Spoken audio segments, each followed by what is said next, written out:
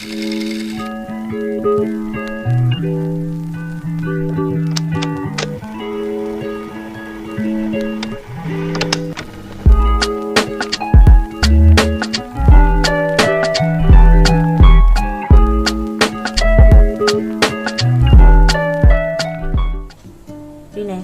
atau kata dasarnya Renaissance berasal dari bahasa Perancis yang bermaksud pemulihan atau kelahiran semula aspek kebudayaan di Eropah, kerana ia pernah menghadapi masalah dari sudut ekonomi, politik dan sosial hingga menyebabkan masyarakat terpaksa bergantung dengan golongan bangsawan.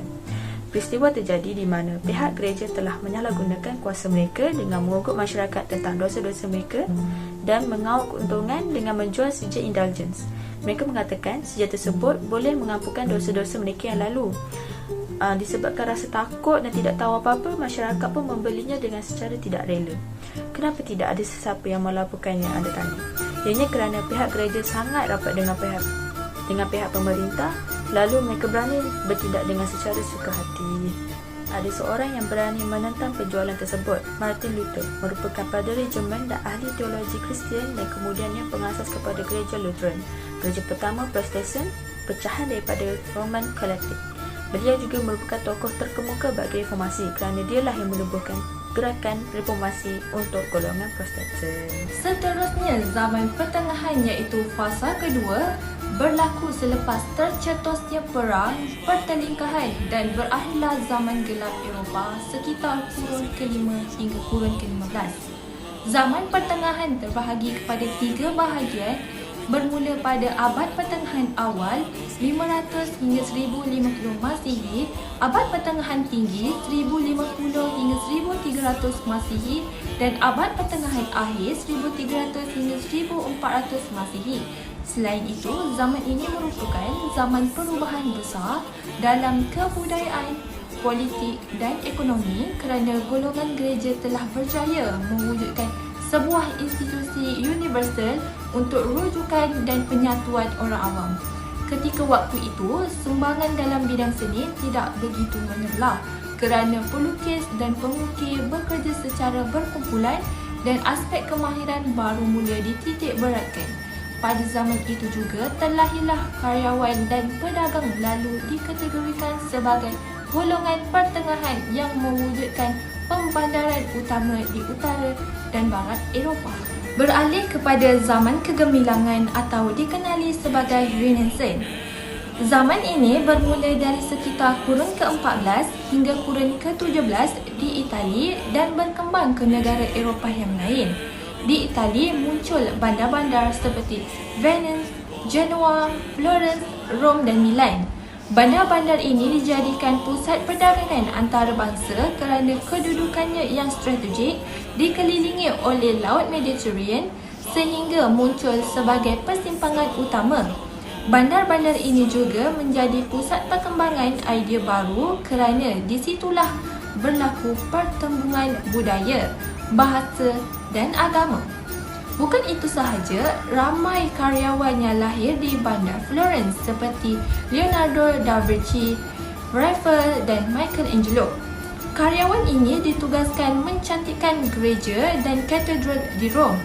Dengan usaha yang telah dijalankan oleh pihak ketua gereja, pusat seni Renaissance telah berpindah dari Florence ke Rom. Seterusnya, faktor-faktor berlakunya zaman Renaissance. Yang pertama, pengaruh tamadun Islam di Sepanyol semasa Eropah berada dalam zaman ke-8. Keilmuan tamadun Islam dibawa masuk oleh Eropah berkaitan sains seperti yang dilakukan oleh Galileo Galilei dan Isaac Newton. Sebanyak lebih kurang 71 hingga 100 buah karya Arab meliputi bidang matematik, perubatan, falsafah, sejarah dan astronomi telah diterjemahkan ke bahasa Latin. Yang kedua, penubuhan kelas pertengahan yang kuat. Kemunculan golongan pertengahan ini telah memberikan impak yang besar kepada golongan gereja sehingga pengaruh mereka merosot kerana golongan pertengahan menyebarkan idea-idea baru tentang peranan individu dan kehidupan dalam masyarakat. Yang ketiga, penindasan pihak gereja terhadap rakyat. Pada masa itu, golongan paderi merupakan golongan yang berkuasa yang melakukan pelbagai penyelewengan Menurut Christopher Gibb, antara penyelewengan yang dilakukan oleh kalangan pederi ialah tidak membenarkan buku diterjemahkan dalam bahasa tempatan, menjual sijil pengampunan bagi semua dosa, pegawai-pegawai gereja hidup mewah, menganggap golongan gereja sebagai perantara dengan Tuhan dan membuat penambahan dalam bab ibadah seperti pemujaan tokoh-tokoh gereja. Dan yang terakhir, nombor 4, kejatuhan Konstantinopel ke tangan Turki Utsmaniyah. Akibat kejatuhan Konstantinopel, ramai sarjana telah berpindah ke Eropah, terutamanya ke bandar Itali seperti Genoa, Milan dan Florence. Mereka membawa bersama-sama karya dan tulisan-tulisan penting tentang tamadun Yunani dan Rom, justru dapat sambutan yang baik daripada saudara kaya. Dari situlah munculnya penulis ahli muzik, ahli fikir di bandar Itali.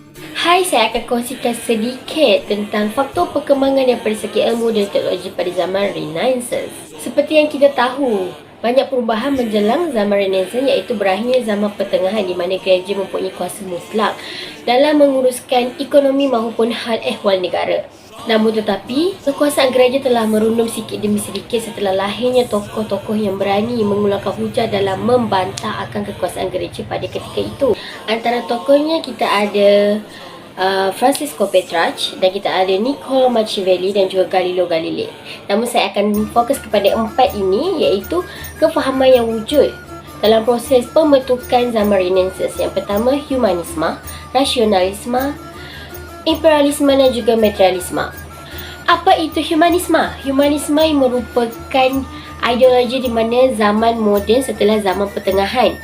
Ia juga dianggap sebagai fasa di mana manusia menggunakan akal secara serius dalam melahirkan ilham dan juga demi kemajuan hidup. Humanismenya hanyalah manifesto semata-mata dalam membangkang akan kekuasaan gereja pada ketika itu yang menghalang kebebasan rakyat.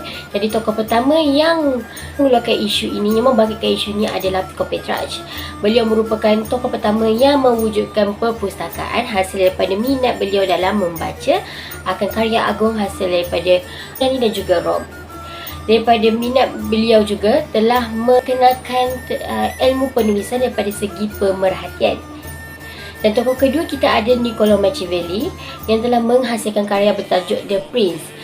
Kefahaman kedua adalah rasionalisme, iaitu fahaman yang telah diterapkan dalam falsafah Thales lagi. Dan tokoh pertamanya adalah René Descartes, merupakan tokoh moden. Beliau mempunyai kefahaman ingin meyakinkan para ilmuwan tentang falsafah asas adalah akal dan bukan iman semata-mata. Beliau merasakan proses untuk meyakinkan mereka amat sulit dan sukar. Lalu beliau menyusun hujahnya di dalam kaedah Cogito. Zaman Renaissance telah melahirkan ramai para ilmuwan terutamanya dalam bidang matematik, geografi dan astronomi.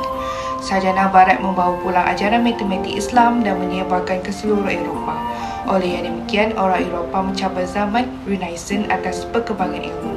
Salah satu contohnya ialah bukti empirikal. Di samping itu, ilmu kartografi juga diperkenalkan di Eropah. Ilmu tersebut fokus pada teknik melukis peta. Seterusnya, salah satu tokoh dalam ilmu sains, William Harvey, bapa fisiologi moden. Hal ini kerana beliau berjaya menerangkan dengan lebih terperinci mengenai sistem peredaran darah manusia. Perincian tersebut dicatat dalam hasil karya beliau pada zaman Renaissance bernama De Morte Cordis. Cukup menarik juga ilmu sains dan seni bercampur pada zaman Renaissance. Bapa sains moden iaitu Leonardo da Vinci, bukan sahaja beliau telah menghasilkan karya terunggul iaitu lukisan Mona Lisa, malah beliau juga melukis pemerhatian anatomi dan aliran semula jadi. Sudah terang lagi bersuluh, beliau telah menunjukkan peribadi yang versatile pada zaman Renaissance. Tokoh lain dalam ilmu seni ialah Sanzio Raphael dan Michelangelo. Karya ternama Raphaelam, Portrait Madonna yang disimpan di dalam Sistine Chapel. Manakala Michelangelo melukis The Last Judgment di Siling Sistine Chapel. Tokoh-tokoh ini juga turut ditugaskan bersama Leonardo da Vinci untuk mencantikkan gereja dan katedral di Rom. Kegemilangan terutamanya atas kemajuan dari segi ilmu pengetahuan dan teknologi dapat diraih oleh orang Eropah. Antara kegemilangan yang telah tercapai oleh tokoh ilmuwan ialah dalam bidang matematik, kartografi, pembinaan perpustakaan serta kemunculan aliran pemikiran. Zaman Renaissance telah melahirkan ramai para ilmuwan terutamanya dalam bidang matematik, geografi, dan astronomi. Sebagai contoh, munculnya penciptaan kaedah saintifik iaitu proses untuk mencari penemuan baru. Di samping itu, ilmu kartografi juga diperkenalkan di Eropah. Ilmu tersebut memberi fokus kepada teknik melukis peta. Oleh yang demikian, ilmu tersebut mendorong rakyat dalam menjalankan pembaharuan ilmu dan teknologi untuk menyara hidup lantas meningkatkan ekonomi negara Eropah. Selain itu, Francesco Petrarch yang juga dikenali sebagai bapa humanisme telah membina sebuah perpustakaan untuk kegunaan orang ramai. Bukan sahaja di negara Islam, tetapi juga di negara luar telah mencontohi tokoh tersebut dengan pembinaan pustaka sebagai tempat belajar dan aktiviti lain yang bersesuaian. Justru itu, sumbangan beliau memberi impak yang besar kepada orang ramai sehingga kini. Jadi, kemunculan pemikiran ini secara tidak langsung melemahkan kuasa golongan feudal di Eropah. Dalam pada itu juga, ahli fikir Niccolo Machiavelli juga merupakan tokoh yang memperjuangkan aliran pemikiran humanisme. Beliau menyarankan bahawa seorang raja haruslah memiliki kuasa mutlak. Hal yang demikian menyebabkan ideanya terdorong kepada pembentukan negara bangsa di Eropah. Jadi, ekonomi negara Eropah berkembang maju dan dengan adanya pelbagai jenis ilmu di mananya ia akan mewujudkan perasaan rakyat terhadap cinta kepada negara. Seterusnya ialah cadangan penambahbaikan negara berdasarkan perkembangan pada zaman Renaissance. Pertama sekali ialah memberikan perhatian lebih pada hasil seni dan hiburan tanah air agar ia lebih berkembang dan terkenal di mata dunia. Pada zaman Renaissance, ia telah menunjukkan perkembangan dari aspek sosial iaitu dalam gaya pemikiran dan juga gaya hidup, di mana mereka menunjukkan emosi mereka dalam muzik, lukisan dan ukiran dan ia dapat membantu untuk melahirkan budaya yang mempunyai keyakinan diri yang tinggi. Kedua ialah memperbaiki dan mempertingkatkan lagi sektor pendidikan Indonesia agar dapat melahirkan para ilmuwan yang berfikiran kritis di dalam negara yang sedang berkembang maju dan pesat di dalam teknologi. Sektor pendidikan negara haruslah menawarkan kursus-kursus kemahiran yang pelbagai yang seiring dengan sektor pekerjaan di dalam dan di luar negara.